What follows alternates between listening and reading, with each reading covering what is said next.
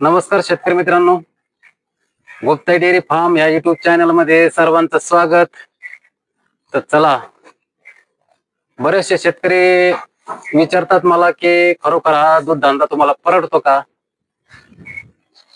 तर मी तुम्हाला आपला दूध धंदा नफ्यात आणण्यासाठी काय काय आपण करायचं ते आज या व्हिडिओच्या माध्यमातून मी सांगतो। तर शेतकरी मित्रांनो, मी तुम्हाला जी माहिती सांगणार आहे आता, तर सुरुवातीलाच तुम्हाला मी माझ्या गोठ्याचं जे बिल आहे, डेअरीचं बिल, ते दाखवतो। तर हे पहा डेअरीचं बिल।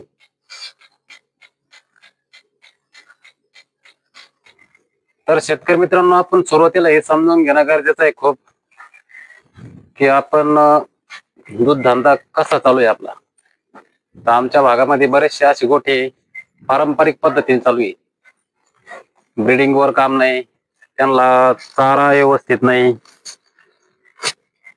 त्यांना खाद्य जे पूर्वी होतं पेंड, सरकी पेंड, वालीस, याच्यावरच गोठे चालू आहे। बरेचसे आमचे गावातले 50 ते 60% गोठे असे चालू आहे। दूध धंदा भरपूर आहे आमच्या भागामध्ये, पण पारंपरिक पद्धतीनं ब्रीडिंग वर काम नाही, फिडिंग वर काम नाही। शेती करत करत दूध धंदा, दोन चार गाया। तर आपल्याला जर आपला गोठा सक्सेस करायचा असेल तर आपण ब्रीडिंग वर काम करणं गरजेचं आहे।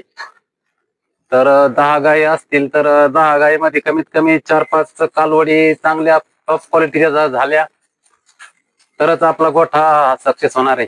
म्हणजे नुसतं दूध विकून आपण सक्सेस नाही होऊ शकत मित्रांनो। तर आपल्याला टॉप क्वालिटीच्या कारोडी तयार करून त्या वर्षाला 10 गायीमध्ये कमीत कमी 3-4 तर कारोडी आपण विकल्या पाहिजे कमीत कमी, तरच आपला गोठा सक्सेस होईल मित्रांनो। तर आपला प्रयत्न चालू आहे सध्या।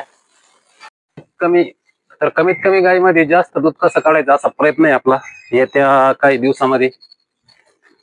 तर 30 लिटर पर्यंत, कमीत कमी 30 लिटर तरी गायीनं आपल्या गोठ्यावर दूध दिलं पाहिजे असा माझा प्लॅनिंग आहे। आणि कमीत कमी 20 गायीपर्यंत गोठा करायचा आपला नेक्स्ट प्लॅनिंग आहे मित्रांनो। तर गोठ्यावर आता 20 लिटर नाही तर 30 लिटरची गाय असेल तरच आपला दूध धंदा प्रॉफिटेबल असणार आहे मित्रांनो। तर आपल्याकडे सध्या आपल्या 6 गायी गोठ्यावर आहे, टोटल गोठ्यावर 6 गायी आपल्या। तर 6 गायी दुधावर चालू आहे सध्या, म्हणजे त्याच्यातल्या 2च जणेले ताज्या आणि बाकीच्या गावाने 3-3, 3.5 महिन्याच्या। तर आताचं दूध आहे आपलं 90 लिटर। तर याच्यामधल्या 4 गायी गावाने, हे जे गाय दिसते तुम्हाला 1 नंबरची, ही 1, 2, 3 आणि ही इकडची ही जनेले। तर या झाले 3 गायी गाभण आणि इकडं ही 1 ताजी जनेली आता, आणि इकडे या कारोडी आपल्या 5 कारोडी। तर याच्यातले 3 कारोडी गाभण आहे, 2 कारोडी विट करून गेले एक पण भरवल्याने आपण अजून थोड्या बारीक केल्या। तर हे आपल्या 5 कारोडी आहे।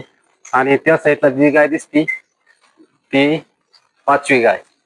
तर ती जणेले ताजी, आणि एक गाय आमची बाहेर असते, ती गायांना मारते त्याच्यामुळे तिला बाहेर बांधावं लागतं। तर ती पण गाय गाभण आहे मित्रांनो, 3-3.5 महिन्याची। तर असं आपला गोठ्याचं नियोजन चालू आहे।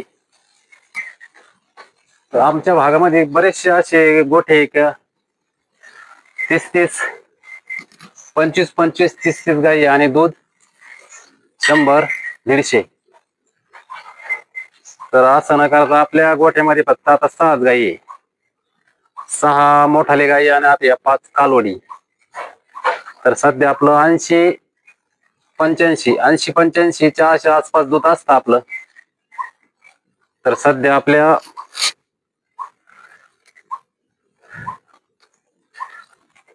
6 गायीपैकी 4 गायी गाभण आणि 2च गायी ताज्या वेलेल्या आहे मित्रांनो। तर 80-85च्या आसपास दूध चालू आहे।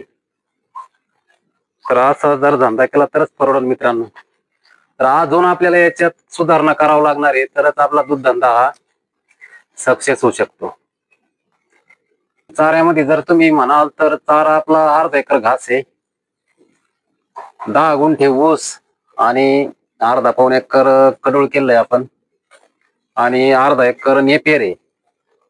तर असं आपलं चाऱ्याचं नियोजन आहे. तर भरपूर होतो एवढ्या गाईंना. 2 एकरामध्ये चारा आहे आपला. तर घास पाहिजे मित्रांनो. मेन पॉइंट सांगतो तुम्हाला, मुरघास पण आहे आपल्याकडे, मुरघास पण टाकतो आपण थोडा. भूस आहे. तर मेथी घास महत्वाचा आहे, अर्धा एकर मेथी घास केलाय आपण. तर कसा वाटला व्हिडिओ नक्की कमेंट करून सांगा मित्रांनो. लाईक करा, शेअर करा, सबस्क्राईब करा.